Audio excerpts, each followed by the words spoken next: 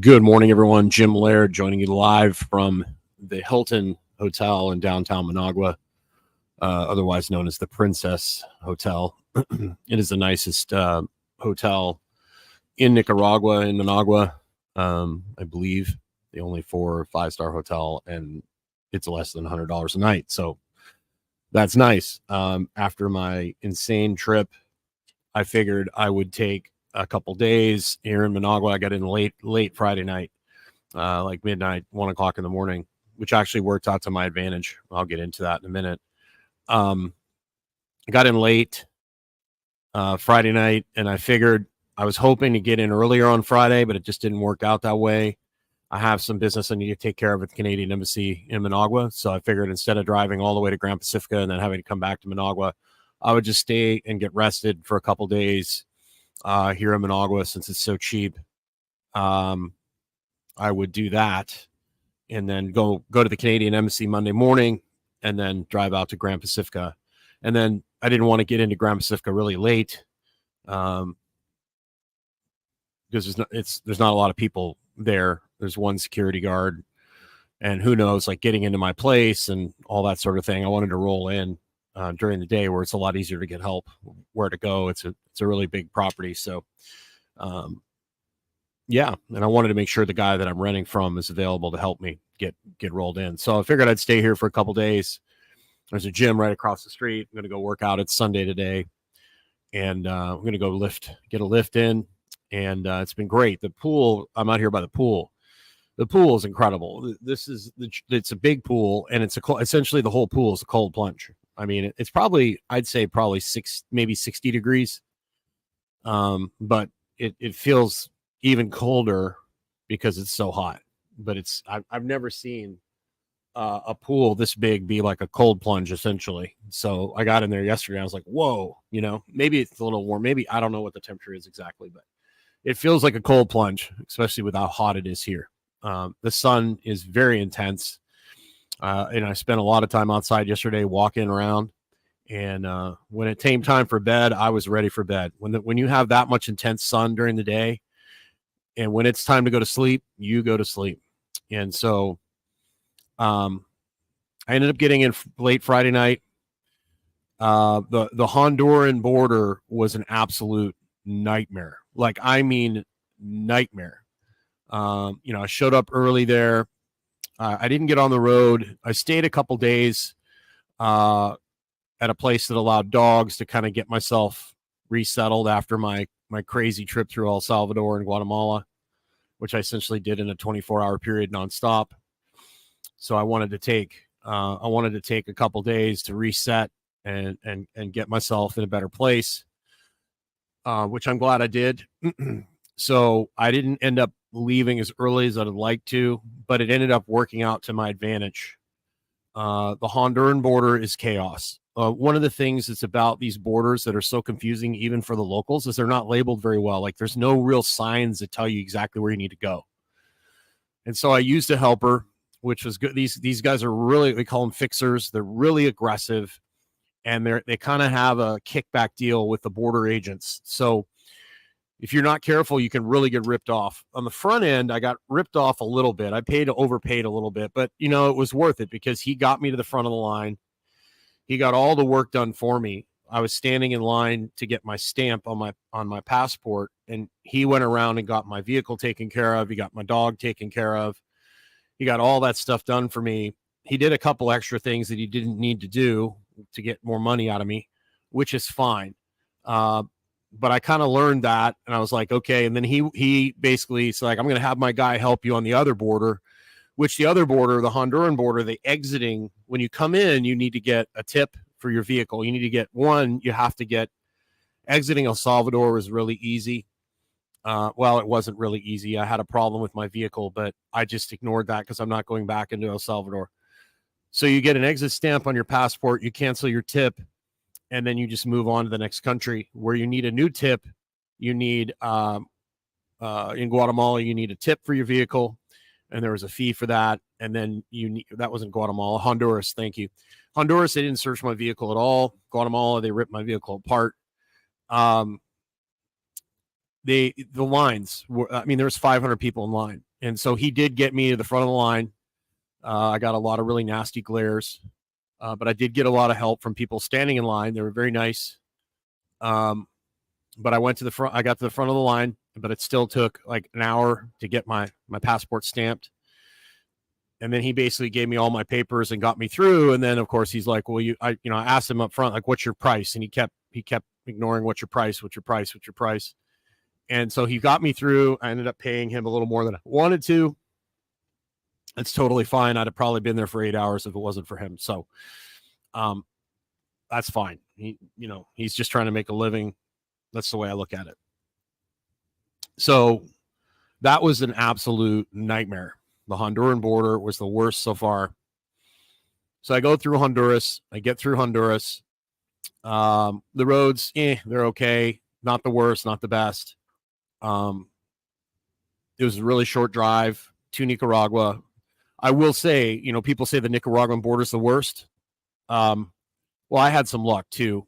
On the way out, the guy that he came up and started banging on my window, James. And he's like, I'll help you. I said, what's your price? He's, well, $60. And I'm like, $60. All I have to do is get a stamp and get my tip canceled. And they're right in the same building. I had done the research online.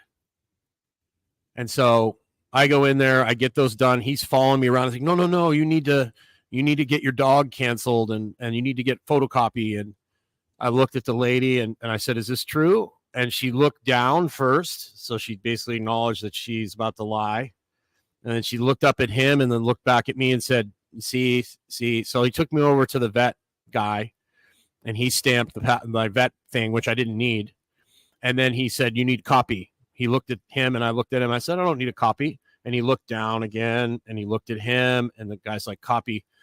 And so I was like, no. So I go outside and he basically was trying to get me to go get more photocopies to give to this guy, which was going to cost me more money. So I just said no. I gave the guy $20 for helping, which he didn't help. He was trying to rip me off. And then I drove to the exit of Guatemala where there was a official there making sure I had everything I needed to exit and to give me a Nicaraguan thing. And this is the first time I actually got, and I think what it was is I didn't pay the fixer. So he told the guy to harass me. And so he was giving me crap about my temporary passport. And finally, I showed him that I was picking up my real passport. This is the first time anybody's given me any pushback on my temporary passport. I have an emergency passport from Canada, which is good for a year, and I'm exchanging it in Managua. So I showed him the paperwork, and then he asked for the registration for my vehicle. And finally, he looked at me and he smiled and he laughed and he gave me my thing and he stamped and he said something to the point of, thank you for keeping your cool. This was a test to see how you would do. And he's like, you win. So bye. So on to Nicaragua I go, which was really weird. It was this, he pointed to where to go and I went. Before then, I got actually stopped. The most police, I didn't get stopped by the police anywhere in any country. Every country, actually, the police came up to me and started asking me questions just casually at a gas station. They'd be like, from Florida, and they'd be asking me, where are you going? And then I'd tell them, and they say, okay, be safe, don't stop here. Like, they were very helpful and very nice. Like, I never had any problems with the police at all. There was a couple times where I was followed by cars with flashing lights, but they weren't police. So, I was a couple times, and I'm on these windy roads. I'm like, do I pull over? What do I do? I just kept driving. I figured it was the police. They would, have their sound on or whatever. But sometimes it was an ambulance. Sometimes it was just cars that have flashing lights on them. So when in doubt, keep driving. And you can always play the dumb gringo card, which I did a lot. Honduras, I got stopped at checkpoints like 6 or 7 times going through the country. And one time I got stopped by this really attractive Honduran officer. And she was really giving me a hard time. Like, where are you going? She was being very aggressive. She was the most difficulty I'd had with female officials. I got the guy who was my handler, my fixer in basically in Guatemala when they searched me and they made me take the box off my roof down. they said, "Oh, you got the female." And she came out and she was nice, but she was very demanding, and she made me unpack my entire vehicle. She was very insistent. Um, I gave her a couple of compliments, and then all of a sudden her attitude changed a little bit, and then she became very helpful. I handed her down all the stuff off the roof, and then she basically helped me. After that, she helped me avoid getting ripped off even more by the fixers. She told me, "You only need to do this, this, and this. You don't need to do anything else. You're good. You go." Because she could kind of tell this guy was trying to take advantage of me. So she actually helped me. But she was really difficult at first. Well, this officer was really attractive. She made me pull over the side of the road. She started questioning me. She started asking me all sorts of different things.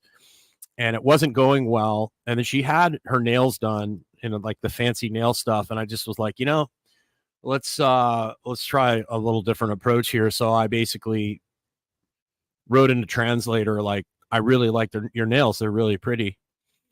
And I showed it to her, and she looked at me and she almost melted. She started giggling and smiling.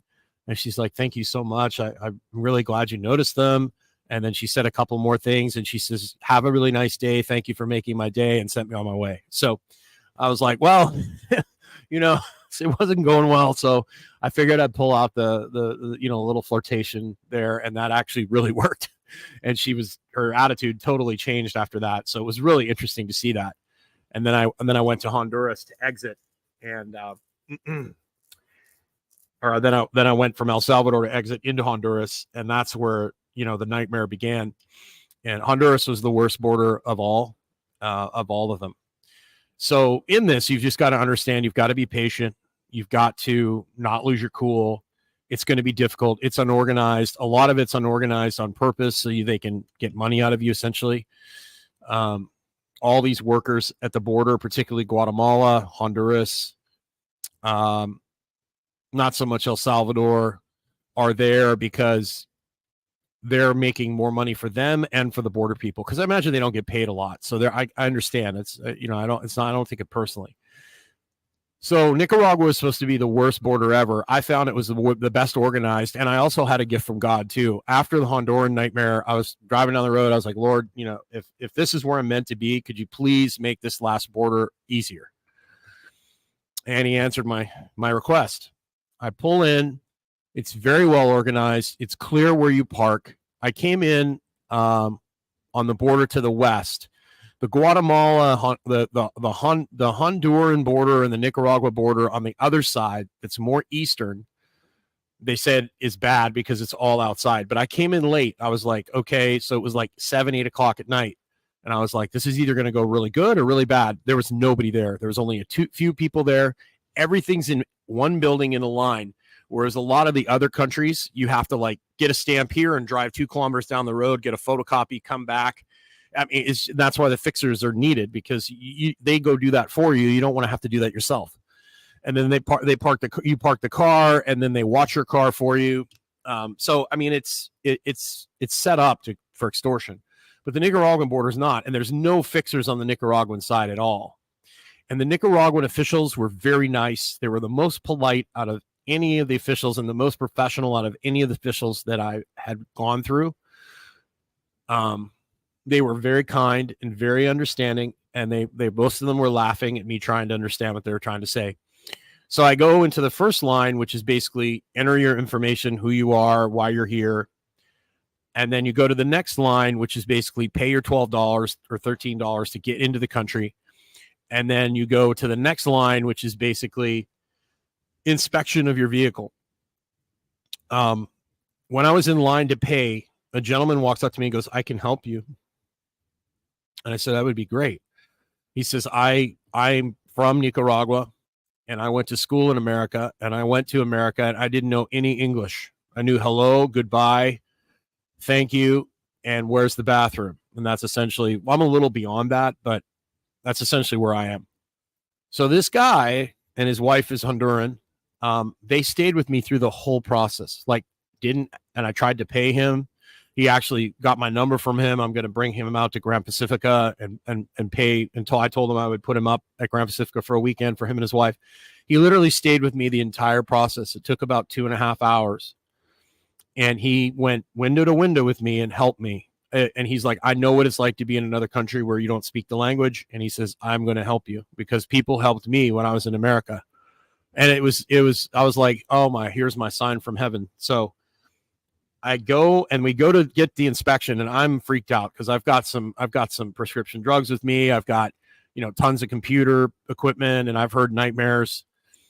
We go out, and it was really weird, the stuff that they were really concerned over. Well, they didn't really know much about my battery bank, so they made me declare that. They made me declare the battery bank, and we put like a low value on it. I have 2 battery banks. They got really weirded out by a folding table, and they made me declare that too, and a folding camping chair. That, and then they made me declare my laptop.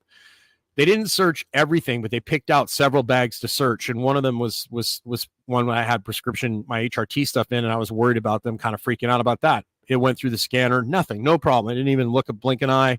I had 2 suitcases. One of them was full of supplements. They didn't even blink an eye at that.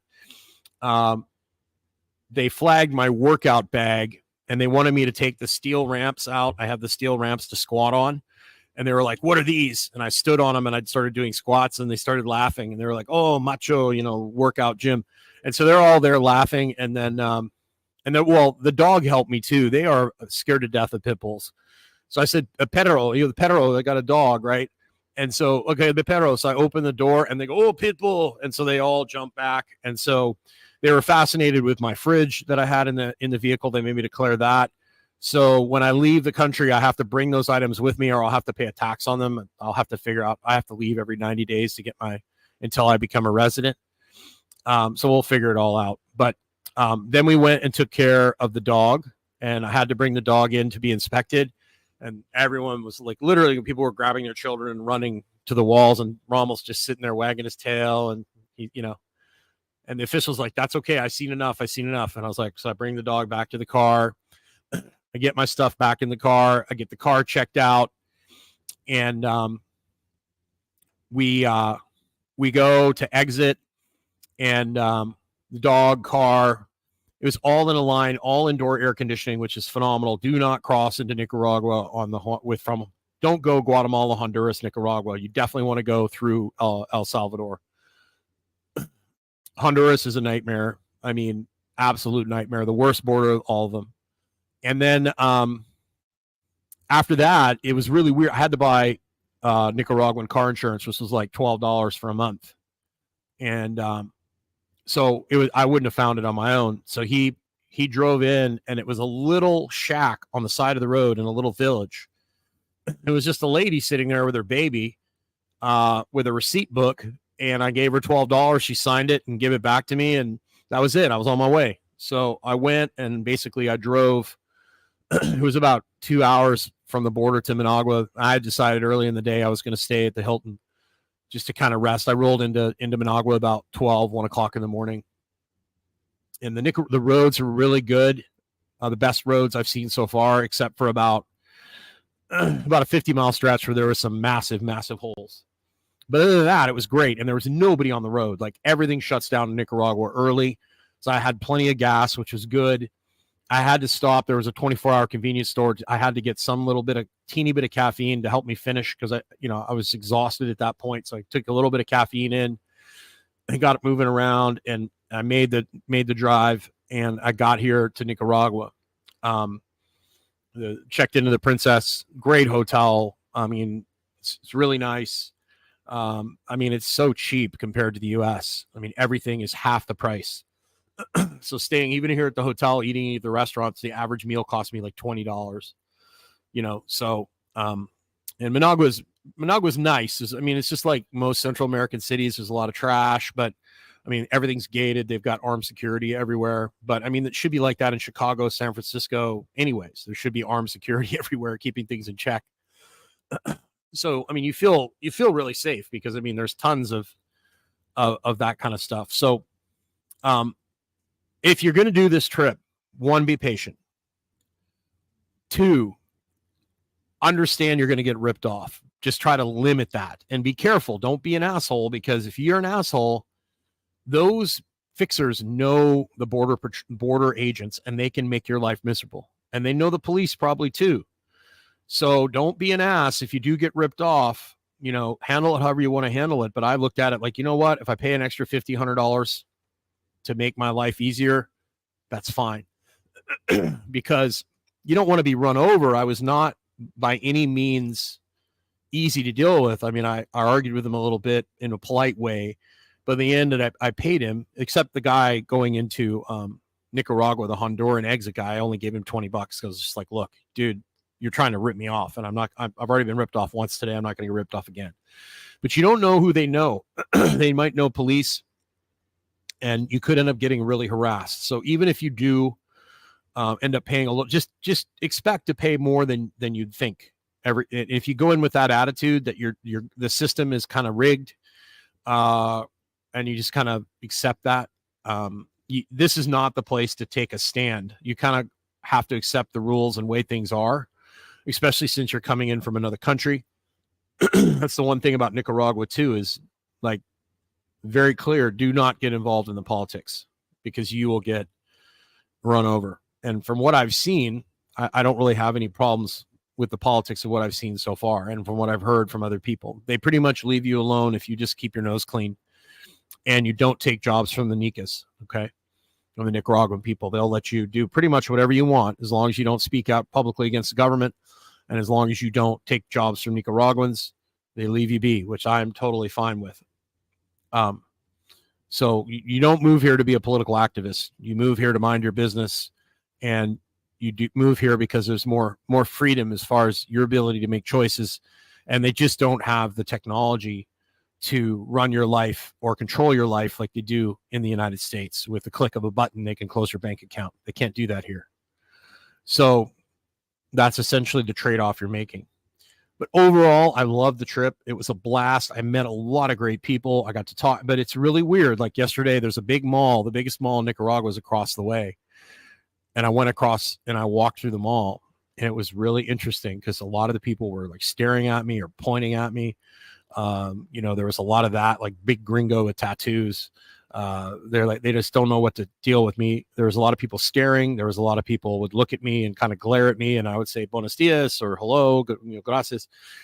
And then they would kind of smile, and a couple of people came up and said hello and started talking to me, but most people just didn't know what to do with me. There's not a lot of gringos or expats in Managua because it's a big city. Most of the expats move like to San del Sur or to Grand Pacifica, where I am near the ocean.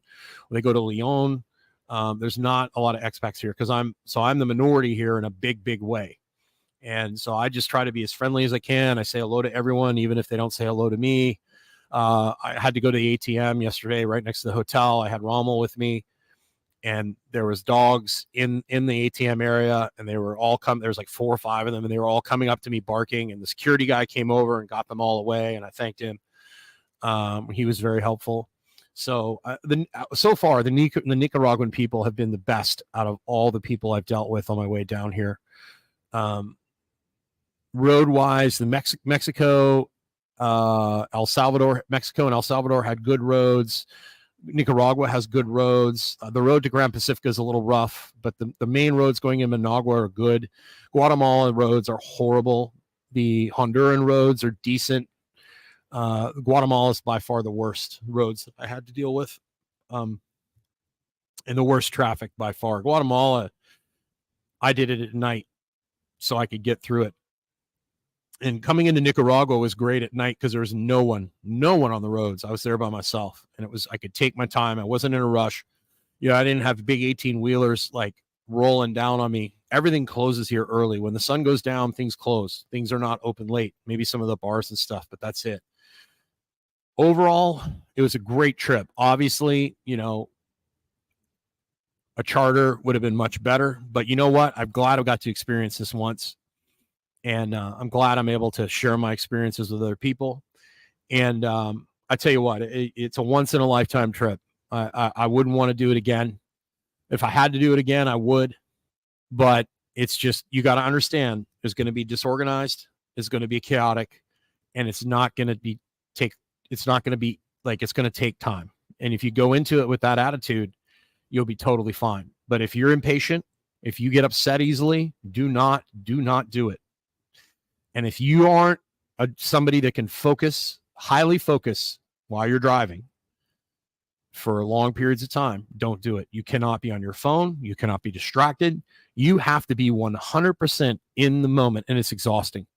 So you're going to want to have to take like little breaks so that you don't, wear out. And so I'm in the process now of recovering from my trip because it kicked my ass, particularly that 24-hour period where I drove straight. But in the end, it was all worth it. Rommel was a trooper. I had to leave him in the car with the car running for hours at times. And that's just the way it rolls with the air conditioning on so he wouldn't overheat. But overall, it was a good experience. I'm glad it's over with. And now onto the beach. I'm really excited for that. Make sure you get on our email list. I think this week's, let me look it up. This week's, I should have looked it up before, but I didn't. Thank you for tuning in, by the way. We love having you on here. This is actually going to stream live on Instagram from now on too, which is really cool. So this week's lesson or webinar is gut health secrets. So we're getting into gut health secrets. That's on the 21st at 10 a.m. We will be sending out an email with the registration for that this week. So get on our email list. Go to stillmanwellness.com. Get on our email list for that. We're doing gut health secrets, the secrets to your gut health. And then this Friday at 9 a.m. Eastern, we're going to have Christopher Summers. Christopher Summer of Gymnastics Bodies, former U.S. Olympic gymnastics coach, and I are going to talk about the lost art of physical preparation, and that's going to be pretty awesome. So I hope you have a great Monday. This is obviously recorded on a Sunday because I've got some business I need to take care of with the Canadian Embassy at the time of the live.